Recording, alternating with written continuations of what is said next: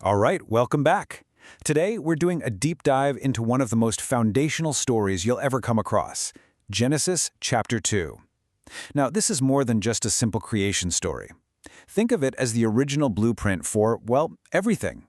Humanity's first home, our first job, even our first relationship.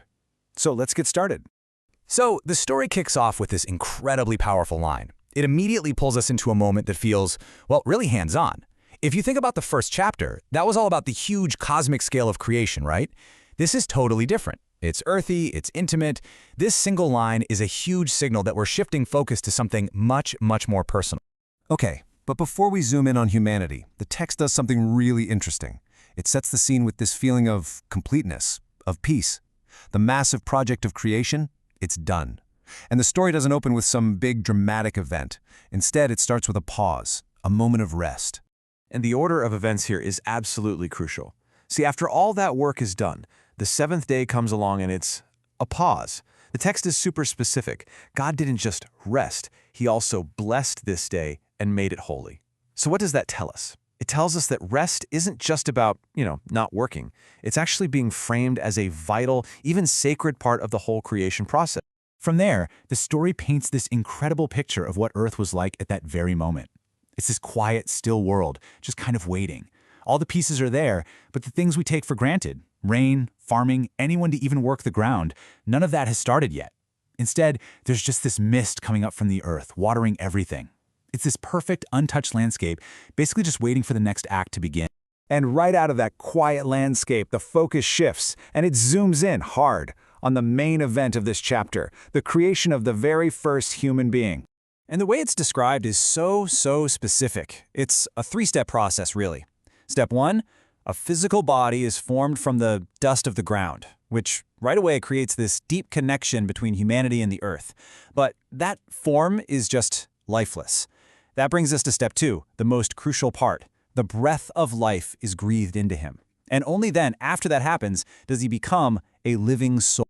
So we have the first human. Now the obvious question is, where's he going to live? And the story tells us a special place was made just for him. Not just any old piece of land, but a garden planted by God himself.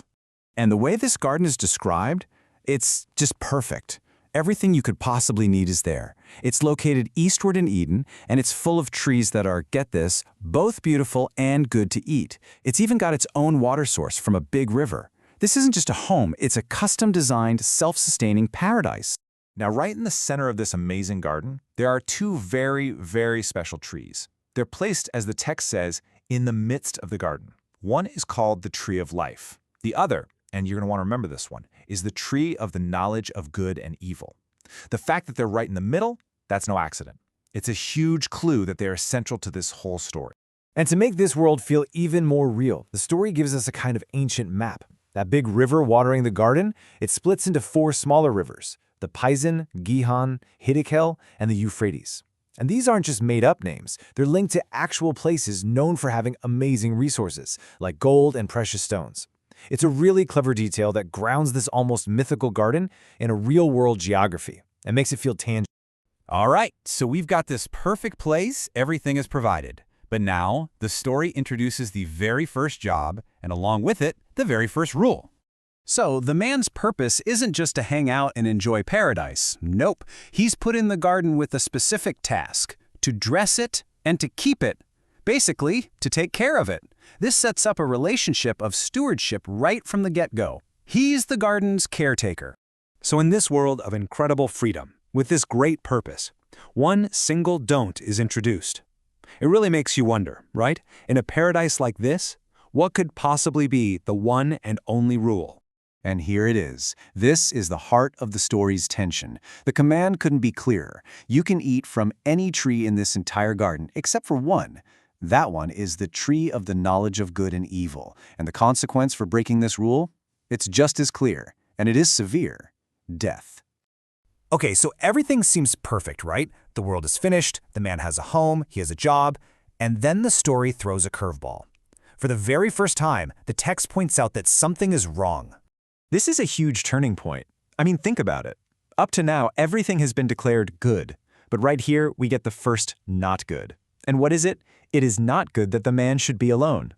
And that single declaration kicks off a search for what the text calls a suitable helper, a real companion. And the way they go about finding this helper is really interesting. It's almost like a lineup.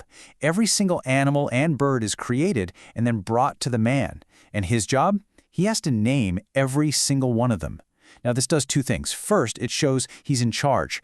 But second, and more importantly, it makes one thing painfully obvious. Out of all these incredible creatures, not a single one is a true partner for him. The search comes up empty. So the solution isn't to just go back to the drawing board and make another person from dust. No, what happens next is totally unique. The text describes this almost surgical procedure. A deep sleep comes over the man, one of his ribs is taken, and from that very rib, the woman is created. Then she's brought to him. And the man's reaction is just instant recognition. It's beautiful. He says, "This is now bone of my bones and flesh of my flesh." He immediately sees that she isn't like the animals. She's part of him, made from the same stuff. The text even makes a little play on words here. She'll be called woman, which in Hebrew is Isha, because she was taken out of man, or Ish. Then the story pans out from this one specific moment and gives us a kind of universal rule for all of humanity. It says that this first union is the blueprint, the model for partnership. It's why a man leaves his parents and joins with his wife, and the two of them become one flesh, like a brand new unified entity. And that's where the chapter ends, with this really powerful final image. The man and his wife are there together, they're both naked, and they're not ashamed. It's a picture of total openness, complete innocence. It's this perfect, but you can feel it's also a very fragile state, right before everything is about to change. So when you put it all together, Genesis 2 lays out this world of perfect provision, real purpose, and ideal partnership. And it all hinges on one single point of decision, which leaves us with a pretty big question to chew on, doesn't it? In a world that is completely good, why have one single rule? What does the existence of that one choice tell us about freedom right from the very start?